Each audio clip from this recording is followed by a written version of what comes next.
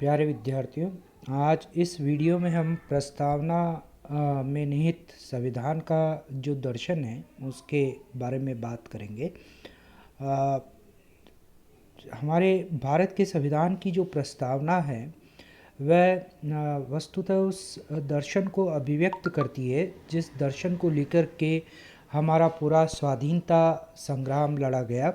और जिस दर्शन को लेकर के या जिस लक्ष्यों को लेकर के, जिन लक्ष्यों और उद्देश्यों को लेकर के भारत का संविधान निर्माण का कार्य संविधान सभा के द्वारा किया गया। संविधान की प्रस्तावना को जब हम पढ़ते हैं तो उसका पहला शब्द है हम भारत के लोग। वस्तुतः ये शब्द जो है वह यह अभिव्यक्त करता है कि भारत जो आज़ाद भारत होगा और उस आज़ाद भारत का जो संविधान होगा उसमें शासन की समस्त शक्तियों का स्रोत भारत की जनता होगी। ये जो दृष्टिकोण है कि शासन की समस्त शक्तियां जनता के द्वारा प्राप्त होगी, ये एक लोकतांत्रिक ढांचे को, एक जनतंत्रीय ढांचे को मजबूत करने वाला दर्शन है। और ये वह दर्शन है जो भारतीय जनता नेताओं की भावनाओं और आदर्शों को अभिव्यक्त करता है। हमारा पूरा स्वतंत्रता संग्राम इस बात के लिए लड़ा गया कि जब भारत आज़ाद होगा तो उसमें जनता का शासन स्थापित होगा, लोकतंत्रीय शासन स्थापित होगा, एक ऐसा शासन स्थापित होगा जिसमें कोई किसी का शासक या राजा नहीं होगा, कोई वंशानुगत राजा नहीं होगा, राजतंत्रीय व्यवस्था नहीं होगी, बल्कि उसकी जगह एक ऐसी लोकतंत्रीय व्यवस्था होगी जिसमें जनता ही समस्त शक्तियों का स्रोत होगी। इसलिए भारत को जब संपूर्ण प्रभुत्व संपन्न, अगला ये शब्द संविधान की प्रस्तावना में आता है, संपूर्ण प्रभुत्व संपन्न। हम भारत के लोग भारत को संपूर्ण प्रभुत्व संपन्न लोकतांत्रिक गणराज्य। तो संपूर्ण प्रभुत्व संपन्न का अर्थ है कि भारत आंतरिक और बाह्य रूप से संप्रभु है। लेकिन प्रश्न ये कि उसकी संप्रभुता कहाँ निवास करती है। तो हम भारत के लोग जो शब्द है वो यह व्यक्त करता है कि भारत में संप्रभुता जनता में निवास करती है। संप्रभुता का कॉन्सेप्ट प्यारे विद्यार्थियों आपने फर्स्ट ईयर में पढ़ा है। संप्रभुता का अर्थ है शासन की वह सर्वोच्च सत्ता जो अपनी सीमाओं के भीतर किसी को भी आदेश देने की क्षमता रखती है, लेकिन स्वयं किसी आदेश या कानून से बंधी हुई नहीं होती। उस सत्ता को या उस शक्ति को हम संप्रभुता कहते हैं। ये दो प्रकार की होती है, आंतरिक और बाह्य रूप से। यानी आंतरिक रूप से वह सर्वोच्च सत्ता, शासन की वह सर्वोच्च सत्ता जो किसी आदेश से बंधी हुई नहीं है लेकिन दूसरों को आदेश दे सकती है, वह आंतरिक संप्रभुता है। और जो अपनी सीमाओं के बाहर विश्व की किसी अन्य सत्ता के अधीन नहीं है, वह बाह्य संप्रभुता है। तो भारत आंतरिक और बाह्य दोनों रूप से संप्रभु है। संप्रभुता के कॉन्सेप्ट में अगली बात यह आती है कि संप्रभुता कहाँ निवास करती है, किसके हाथ में है वो संप्रभुता शक्ति, वह सर्वोच्च सत्ता कौन है किसी शासन व्यवस्था के भीतर। तो भारत का संविधान की एक महत्वपूर्ण विशेषता है कि भारत के संविधान में न तो कोई संस्था संप्रभु है, न कोई पद संप्रभु है, न ही कोई व्यक्ति संप्रभु है। भारत में संप्रभु है भारत की जनता। भारत में जो भी शासन के निर्णय होते हैं, जो भी विधान, नियम या कानून बनाए जाते हैं, उन सब का स्रोत भारत की जनता को माना गया है। इस प्रकार भारत में जनता की संप्रभुता, या जिसे हम जनप्रिय संप्रभुता या लोकप्रिय संप्रभुता कहते हैं, वो विचार भारत में अपनाया गया है। डॉक्टर अंबेडकर ने संदर्भ में कहा कि यह प्रस्तावना उसकी व्यवस्था करती है जो इस सभा के प्रत्येक सदस्य की इच्छा है, और वह यह है कि इस संविधान की जड़, शक्ति और संप्रभुता जनता में रहनी चाहिए। इस प्रकार हम भारत के लोग भारत के अंदर संप्रभु हैं। दूसरा महत्वपूर्ण शब्द जो इस संविधान की प्रस्तावना में 1976 के 42वें संविधान संशोधन की द्वारा जोड़ा गया, वो शब्द है समाजवाद। हालांकि जो मूल संविधान 1950 में बना, उस संविधान की जो प्रस्तावना है उसमें समाजवाद शब्द का प्रयोग नहीं किया गया। 13 दिसंबर 1946 को जो पंडित जवाहरलाल नेहरू ने उद्देश्य प्रस्ताव रखा, उसमें भी समाजवाद शब्द का प्रयोग नहीं किया गया। लेकिन उद्देश्य प्रस्ताव पर जो पूरी बहस हुई, प्रस्तावना को लेकर के जो पूरा विमर्श संविधान सभा के भीतर हुआ, उसमें मोटे तौर पर सभी लोगों ने एक स्वर में ये बात कही कि भारत को समाजवादी राज्य होना चाहिए, क्योंकि समाजवाद भारत के विचारों में बंधा हुआ है। हम आज़ादी के आंदोलन से ही भारत को समाजवादी राष्ट्र बनाना चाहते हैं। पश्चिम की तरह एक भौतिकतावादी या पूंजीवादी राष्ट्र भारत को नहीं बनाना चाहते, समाजवादी राष्ट्र बनाना चाहते हैं। फिर भी संविधान निर्माताओं ने समाजवाद शब्द मूल संविधान की प्रस्तावना में इसलिए नहीं रखा क्योंकि उन्हें ये लगता था कि हमें आने वाली पीढ़ियों को किसी खास आर्थिक दर्शन के साथ या किसी खास अर्थव्यवस्था के साथ नहीं बांधना चाहिए। ये भावी पीढ़ी को ही तय करने देना चाहिए कि वह किस तरह की अर्थव्यवस्था या सामाजिक व्यवस्था भारत में स्थापित करना चाहते हैं। इस संविधान के लागू होने के बाद 1925 में अवाड़ी में कांग्रेस का अधिवेशन हुआ और उसमें ये एक प्रस्ताव पारित किया गया जिसमें ये कहा गया कि कांग्रेस के उद्देश्य की पूर्ति के लिए भारत के संविधान के उद्देश्य का और राज्य की नीति के निर्देशक तत्वों में तथाकथित उद्देश्यों की प्राप्ति के लिए योजना इस प्रकार की जानी चाहिए कि समाज की समाजवादी संरचना की स्थापना हो सके। यानी 1955 में भी कांग्रेस अवाड़ी सम्मेलन में ये चाह रही थी कि समाज में समाजवादी संरचना की स्थापना हो। और समाजवादी संरचना क्या होती है? ऐसी संरचना जिसमें उत्पादन के मुख्य साधन सार्वजनिक स्वामित्व या नियंत्रण में हो। यानी उत्पादन और वितरण के जो समाज में साधन होते हैं उस पर कुछ व्यक्तियों का अधिकार ना हो, कुछ पैसे वाले पूंजीपति लोगों का अधिकार ना हो, बल्कि उत्पादन और वितरण के साधन समाज के नियंत्रण में हो, सार्वजनिक स्वामित्व में हो, उत्पादन निरंतर वृद्धिगत हो, राष्ट्रीय धन का साम्यपूर्ण वितरण हो। प्यारे विद्यार्थियों, आप समाजवाद को समझना चाहते हैं तो आमतौर पे समाजवाद का मतलब समता से लिया जाता है, लेकिन समाजवाद का असली अर्थ है वह व्यवस्था जिसमें उत्पादन और वितरण के साधनों पर समाज का नियंत्रण हो, सार्वजनिक स्वामित्व हो, वह कुछ विशेष लोगों के हाथ में उनका नियंत्रण ना हो। बहुत सरल शब्दों में अगर कहूँ तो आप जैसे सरल भाषा में समझ सकते हैं कि प्राइवेटाइजेशन या निजीकरण ना हो। निजीकरण की बजाय जितने भी संसाधन हैं समाज के, वो समाज के नियंत्रण में हो। और समाज के नियंत्रण में कैसे होंगे? यानी सरकार के नियंत्रण में हो। जैसे स्कूल है, हॉस्पिटल्स है, या इंडस्ट्रीज़ है, ये सब निजी हाथों में ना होकर के इनका नियंत्रण सरकार के नियंत्रण में होना चाहिए, सार्वजनिक नियंत्रण में होने चाहिए। ये जो व्यवस्था है वो समाजवादी व्यवस्था कहलाती है। 1976 में इंदिरा गांधी के समय भारत में समाजवादी समाज की स्थापना के लिए समाजवाद शब्द को प्रस्तावना में जोड़ा गया और उसी के साथ हम जानते हैं कि बैंकों का राष्ट्रीयकरण किया गया और कई सारे कदम इंदिरा गांधी ने उद्योगों के लिए लाइसेंस वाली व्यवस्था अपनाई। ये समाजवाद की व्यवस्था को अपनाने के लिए सारे कदम उठाए गए। इसके बाद अगला महत्वपूर्ण शब्द जो 42वें संविधान संशोधन के द्वारा 1976 में भारत के संविधान की पहली पंक्ति में जोड़ा गया और वो था पंथ निरपेक्ष। ये एक डिबेटेबल इशू है कि जो अंग्रेजी में शब्द जोड़ा गया वह है सेक्युलर, और सेक्युलर शब्द का हम हिंदी में अनुवाद क्या करें तो वो बड़ा कुछ लोग पंथ निरपेक्ष करते हैं, कुछ लोग धर्म निरपेक्ष करते हैं, हम इसको सेक्युलर शब्द ही कहें अगर, तो वह शब्द जोड़ा गया।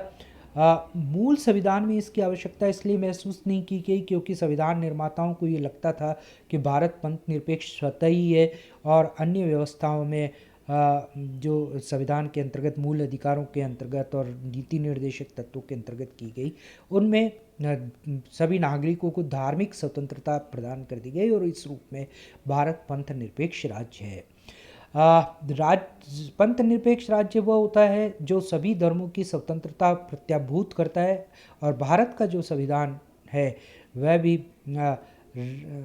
या जो भारत राज्य है वह भी सभी धर्मों की स्वतंत्रता को प्रत्याभूत करता है यानी गारंटी देता है। इंडियन कॉन्स्टिट्यूशन जितने भी रिलीजन इंडिया में हैं उन सबको ये गारंटी देता है कि वह अपने धर्म के प्रचार के लिए, धर्म को मानने के लिए, उपासना के लिए स्वतंत्र हैं। राज्य का, भारत राज्य का स्वयं का कोई धर्म नहीं होगा, यानी भारत न हिंदू राष्ट्र होगा न मुस्लिम राष्ट्र होगा, इस तरह का कोई धर्म राज्य नहीं होगा, राज्य का स्वयं का कोई धर्म नहीं होगा। सेकुलरिज्म क्या होता है या पंथ निरपेक्षता क्या होती है? डोनाल्ड यूजिन स्मिथ ने इसको परिभाषित करते हुए कहा है कि पंथ निरपेक्ष राज्य वह है जो धर्म की व्यक्तिगत और संवेद स्वतंत्रता प्रदान करता है, संवैधानिक रूप से किसी धर्म विशेष से जुड़ा हुआ नहीं है, और जो धर्म का न तो प्रचार करता है तथा न ही उसमें हस्तक्षेप करता है। अर्थात ऐसा राज्य जो अपने व्यक्तियों को, अपने नागरिकों को धार्मिक स्वतंत्रता प्रदान करता हो। भारत के संविधान में धार्मिक स्वतंत्रता सभी नागरिकों को प्रदान की गई है। वह किसी भी धर्म को मान सकते हैं, किसी भी ईश्वर की उपासना कर सकते हैं, कोई भी उपासना की पद्धति को अपना सकते हैं, और कोई नास्तिक है तो उसको नास्तिक होने की भी स्वतंत्रता भारत का संविधान देता है।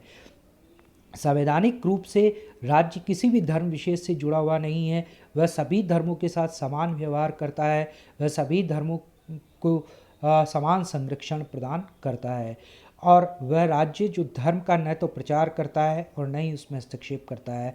तो भारत में ये सारी व्यवस्थाएं संविधान के अंतर्गत की गई, इसलिए भारत के संविधान की प्रस्तावना में भारत को पंथ निरपेक्ष राज्य बनाने का प्रस्ताव रखा गया। न्यायमूर्ति देसाई ने पंथ निरपेक्षता को और अधिक स्पष्ट करते हुए कहा कि एक पंथ निरपेक्ष राज्य व्यक्ति के साथ नागरिक के रूप में व्यवहार करता है तथा उसके पंथ की ओर ध्यान नहीं देता। यानी एक राज्य, पंथ निरपेक्ष राज्य वो होता है जो अपने नागरिक का ये नाम या उसका सरनेम नहीं देखता कि उसके नाम के आगे क्या लगा हुआ है, या उसका नाम हिंदू है, मुस्लिम है, सिख है, ऐसा ही है, यह नहीं देखता। वह उसको केवल अपना एक नागरिक मानता है और उस नागरिक के रूप में ही उससे व्यवहार करता है, तथा वह किसी पंथ से जुड़ा हुआ नहीं होता, वह राज्य किसी पंथ से जुड़ा हुआ नहीं होता, और वह न तो किसी पंथ को बढ़ावा देता है और न ही उसमें हस्तक्षेप करने का प्रयास करता है। अनिवार्य कार्यों से कोई प्रबंध में अपराध, धोखाधड़ी, इंद्रग्रस्त हो या वह राज्य की एकता और अखंडता के लिए खतरा बन जाए, तभी वह हस्तक्षेप करता है, अन्यथा वह हस्तक्षेप नहीं करता। फिर भारत के संविधान की प्रस्तावना के अंदर अगला एक महत्वपूर्ण विषय है, वह है लोकतंत्र। भारत में का संविधान जो है वह राजनीतिक, सामाजिक और आर्थिक तीनों तरह के लोकतंत्र की स्थापना करता है। राजनीतिक रूप से प्रतिनिध्यात्मक लोकतंत्र की स्थापना की गई है, लेकिन जैसा अम्बेडकर ने कहा कि राजनीतिक लोकतंत्र का आधार अगर सामाजिक लोकतंत्र नहीं है तो राजनीतिक लोकतंत्र नष्ट हो जाएगा। सामाजिक लोकतंत्र का क्या अर्थ है? अम्बेडकर कहते हैं कि इसका अर्थ है वह जीवन पद्धति जो स्वतंत्रता, समानता और बंधुता को मान्यता देती है, यानी जिसमें सभी नागरिक स्वतंत्र हों, सभी नागरिकों के साथ जिसमें समानता का व्यवहार किया जाए और सभी नागरिकों के बीच में बंधुता स्थापित हो, वह राज्य सामाजिक, उसे हम सामाजिक लोकतंत्र कहते हैं। जिसमें ये दोनों मतलब राजनीतिक लोकतंत्र और सामाजिक लोकतंत्र अलग अलग न माने जाकर त्रिमूर्ति के रूप में माने जाते हैं। वे इस त्रिमूर्ति का एकीकरण है, इन्हें एक दूसरे से अलग करने पर लोकतंत्र निष्फल हो जाएगा। यानी अम्बेडकर ये कह रहे थे कि राजनीतिक, सामाजिक और आर्थिक लोकतंत्र ये त्रिमूर्ति हैं लोकतंत्र की, ये तीनों एक साथ रहनी चाहिए। अगर हम इनको अलग अलग कर देंगे तो लोकतंत्र नष्ट हो जाएगा।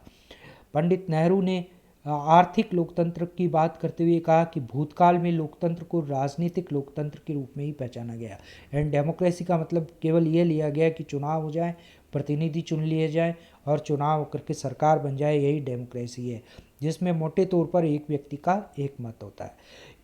किंतु मत का उस व्यक्ति के लिए कोई महत्व नहीं होता जो निर्धन और निर्बल है, या ऐसे व्यक्ति के लिए जो भूखा है और भूख से मर रहा है। राजनीतिक लोकतंत्र अपने आप में पर्याप्त नहीं है। यानी अगर निर्धनता है, गरीबी है, भूखमरी है, लोग भूख से मर रहे हैं, तो उनके लिए वोट का कोई महत्व नहीं है, उनके वोट को तो खरीदा जा सकता है। ऐसे में राजनीतिक लोकतंत्र मजाक बन करके रह जाएगा, उसका कोई अर्थ नहीं होगा। इसलिए उसका आर्थिक लोकतंत्र और समानता में धीरे धीरे वृद्धि करने के लिए और जीवन की सुख सुविधाओं को दूसरों तक पहुंचाने के लिए तथा सभी असमानताओं को हटाने के लिए प्रयोग किया जा सकता है।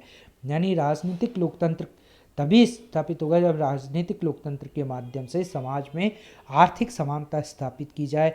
जिन लोगों के पास सुख सुविधाएं नहीं हैं, जीवन जीने के लिए आधारभूत आवश्यकताएं नहीं की पूर्ति जो लोग नहीं कर पा रहे हैं, उन तक आधारभूत सुविधाओं को पहुंचाया जाए, सुख सुविधाओं को पहुंचाया जाए। समाज में जो आर्थिक असमानता है उसको हटाने का प्रयास किया जाए, तभी राजनीतिक लोकतंत्र सुरक्षित हो सकेगा। फिर अगला महत्वपूर्ण शब्द संविधान की प्रस्तावना में जो है वह है गणराज्य। भारत में उद्देश्य प्रस्ताव रखते हुए 13 दिसंबर 1946 को पंडित जवाहरलाल नेहरू ने संविधान सभा में ये कहा कि हम इस उद्देश्य प्रस्ताव के जरिए एक बुनियादी असूल रख रहे हैं। और ये बुनियादी असूल क्या है? तो उन्होंने कहा ये बुनियादी असूल ये है कि भारत एक रिपब्लिक सॉवरेन कंट्री होगा, सॉवरेन रिपब्लिक होगा, एक संप्रभु गणराज्य होगा। यानी और बाद में भारत के संविधान की प्रस्तावना में इसके साथ लोकतंत्र शब्द और जोड़ा गया कि भारत प्रभुत्व संपन्न लोकतांत्रिक गणराज्य होगा।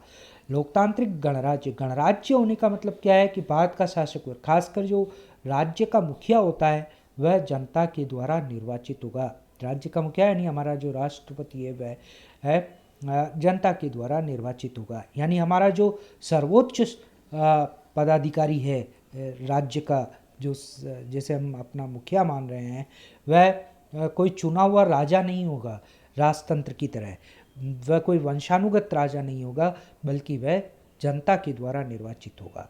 हिदायतुल्लाह ने इसे स्पष्ट करते हुए कहा कि गणराज्य एक ऐसा राज्य है जिसमें अंतिम विश्लेषण में सर्वोच्च सत्ता जनता में निवास करती है, न कि राजा जैसे किसी एक व्यक्ति में निहित होती है। और इसीलिए ये कहा गया, देशी रियासतें हालांकि आरंभ में इस बात से नाराज़ हुई थी गणराज्य शब्द का प्रयोग करने से। देशी रियासतों की जो राजा थे या नरेश थे, राजा और नवाब थे, वे इससे नाराज़ हुए थे। लेकिन ये स्पष्ट कर दिया गया संविधान सभा के अंदर विभिन्न वक्ताओं के द्वारा कि भारत के संविधान के अंदर हम जो व्यवस्था करने जा रहे हैं वो तो गणतंत्रात्मक व्यवस्थाएं होगी और देशी रियासतों में भी अब राजतंत्र की समाप्ति कर दी जाएगी। फिर जब हम ब्रिटिश कॉमनवेल्थ के सदस्य बने, ब्रिटिश कॉमनवेल्थ आप सब जानते हैं उन लोगों का, उन देशों का संगठन है जो किसी समय में ब्रिटेन के उपनिवेश रहे हैं और ब्रिटेन उन उपनिवेशों को एकजुट करके उसने कॉमनवेल्थ बनाया। ये एक विवाद उठा, जैसे हम जब कॉन्स्टिट्यूएंट असेंबली डिबेट को पढ़ते हैं तो उसमें आप देखेंगे कि डॉक्टर सर्वपल्ली राधाकृष्णन जैसे लोगों ने कहा कि भारत को ब्रिटिश कॉमनवेल्थ का सदस्य नहीं बनना चाहिए, लेकिन नेहरू वगैरह इस पक्ष में थे कि हम राष्ट्रमंडल के अगर सदस्य बनते भी हैं तो इसमें कोई हर्ज नहीं है। विवाद ये था कि अगर हम कॉमनवेल्थ के सदस्य बनते हैं तो उस कॉमनवेल्थ का जो मुखिया है वो ब्रिटिश सम्राट है, तो क्या हम इससे ऐसा तो नहीं कि हम उस ब्रिटिश सम्राट की अधीनता को स्वीकार कर रहे हैं। लेकिन नेहरू ने ये स्पष्ट किया कि कॉमनवेल्थ का सदस्य बनने का मतलब ये नहीं है कि हम ब्रिटिश सम्राट की अधीनता को स्वीकार कर रहे हैं। हम ब्रिटिश कॉमनवेल्थ के अंदर रहते हुए आयरलैंड की तरह गणराज्य होंगे, रिपब्लिक होंगे। हमारा जो मुखिया होगा वो हमारा राष्ट्रपति होगा और वह जनता के द्वारा चुना जाएगा। पाकिस्तान जो हमारे साथ ही आज़ाद हुआ,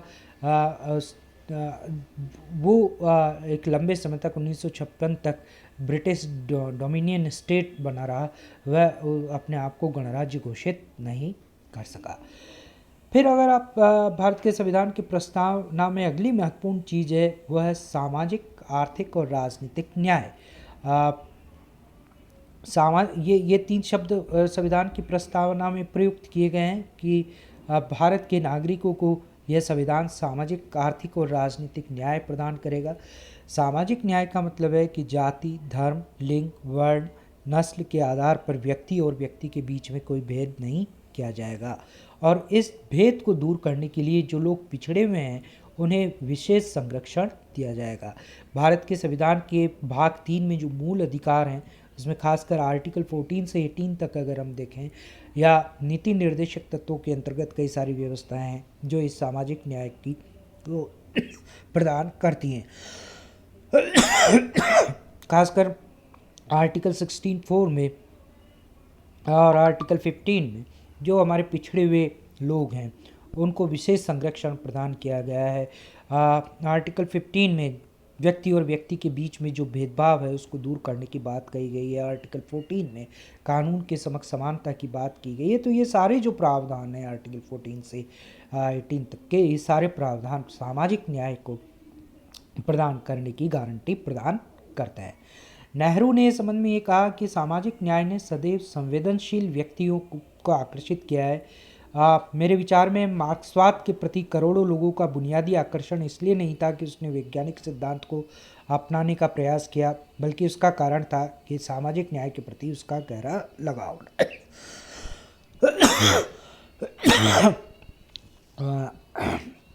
माफी चाहूँगा। तो मार्क्सवाद जो है वो सामाजिक न्याय का सबसे बड़ा, मार्क्सवाद का जो विचार है वह सामाजिक न्याय का सबसे बड़ा पैरोकार है, पक्ष लेने वाला विचार है। और नेहरू के बारे में हम सब जानते हैं कि नेहरू मार्क्सवादी थे, अपनी सोच में मार्क्सवादी थे और वह मार्क्स के बहुत सारे विचारों को पसंद करते थे। और यही इसीलिए वो इसका कारण बताते हैं कि मार्क्सवाद के प्रति जो आकर्षण है वो उसके वैज्ञानिक चिंतन के कारण ही नहीं है, बल्कि उसकी सामाजिक न्याय की अवधारणा के कारण से है। फिर आर्थिक न्याय। आर्थिक न्याय का मतलब है कि सबको विकास के समान अवसर मिलें,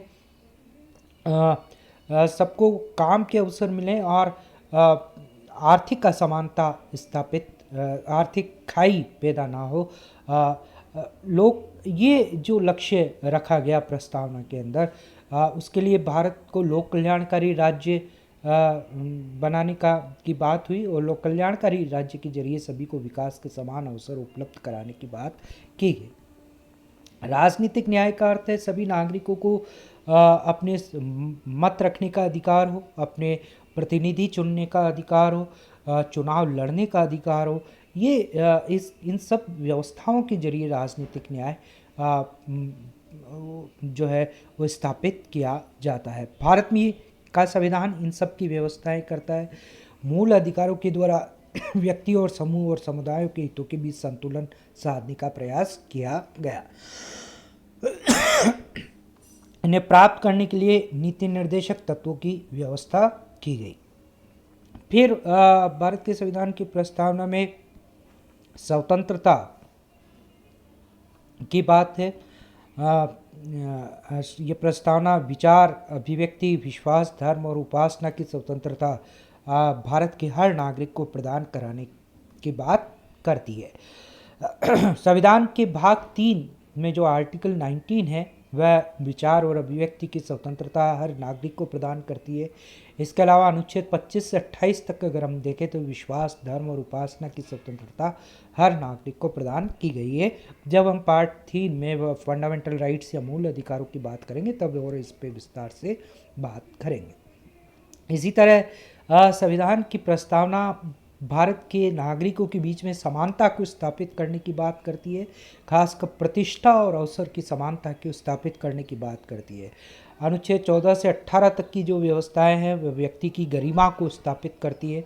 अनुच्छेद 326 वयस्क मताधिकार के माध्यम से भारत के नागरिकों को एक समतापूर्ण अधिकार देती है।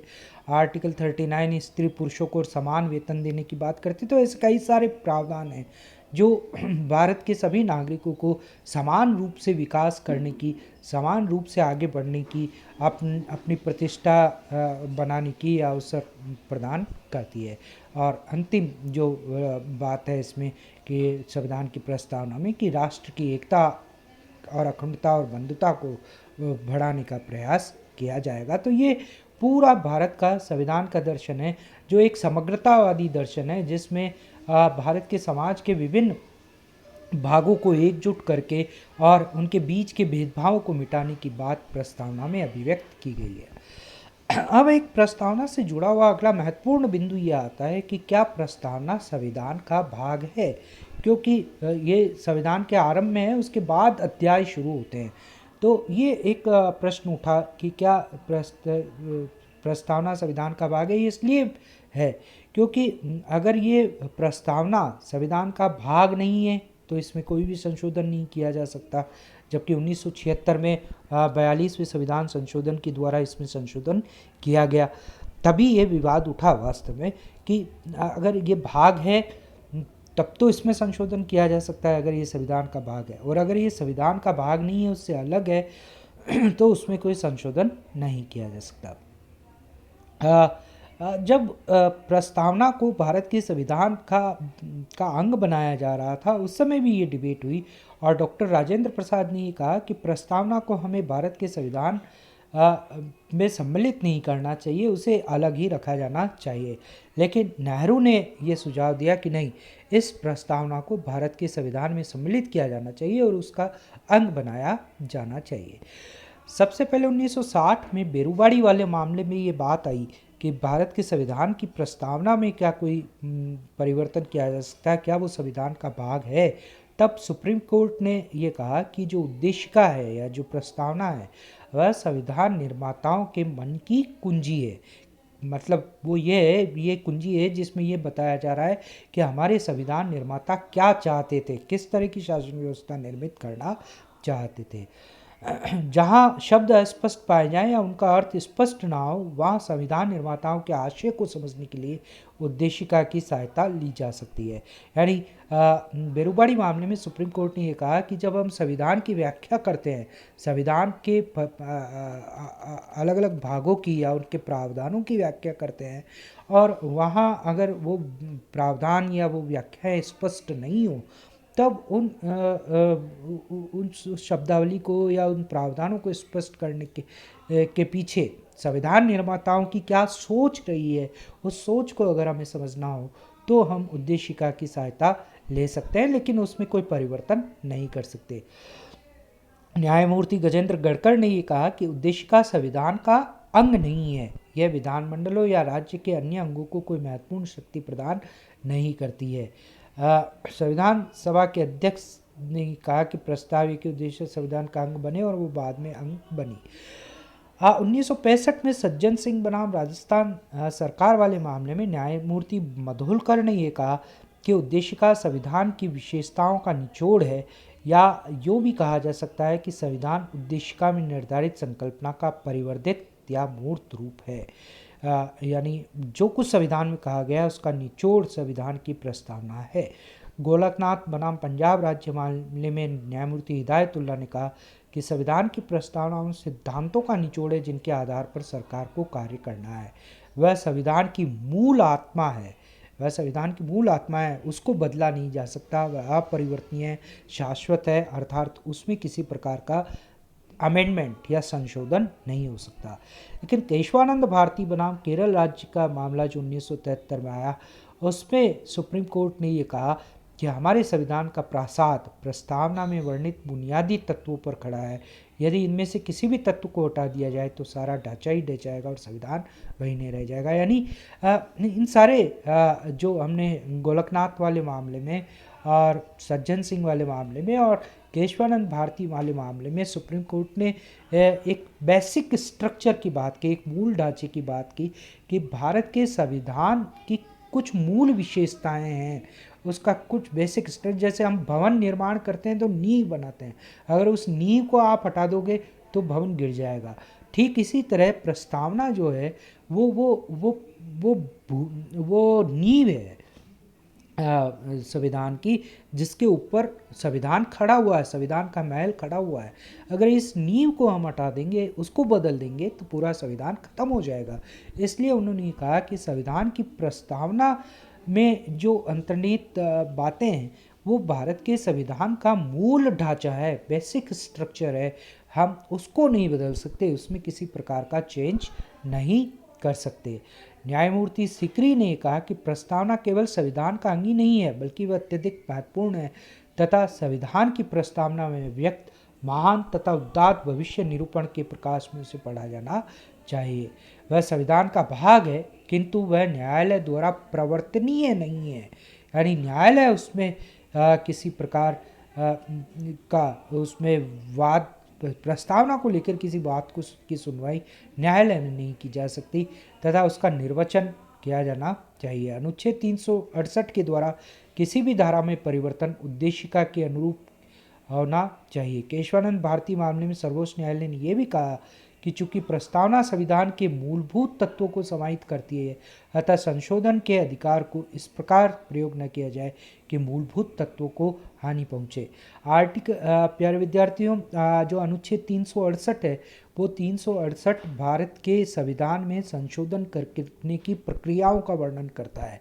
यानी भारत के संविधान में अगर कोई भी संशोधन होता है तो वह अनुच्छेद 368 में निहित प्रक्रियाओं के अधीन होता है अधिकांश भागों के अंदर। सुप्रीम कोर्ट ने केशवानंद भारती मामले में ये कहा कि 368 के द्वारा अगर भारत के संविधान की किसी